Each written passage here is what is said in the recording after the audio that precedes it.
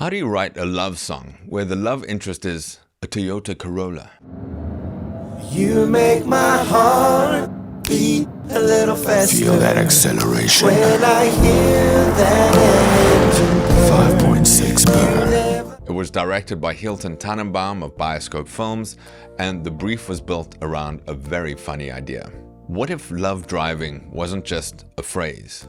What if this guy is actually in a full-blown romantic relationship with his car? I think the reason why the brief worked so well was because the whole film committed absolutely to the gag. It wasn't shot like a joke with funny music slapped on top. It was treated more like a proper romantic music video, so the music had to commit just as hard. The obvious danger was writing funny music, which when writing for comedy is often exactly what you don't want to do. Because comedy music often works best when it doesn't actually know that it's in a comedy. The idea was to treat the whole thing like a completely sincere R&B love ballad. Boys to men style emotional stakes, smooth harmonies, romantic chord changes, the whole shebang. Except that instead of singing about a woman, we were singing about a driving experience, which is already silly, but in a good way. Basically, the more absurd the lyric became, the more sincere the performance had to be. The singer had to deliver ABS brakes like it had genuinely broken their heart.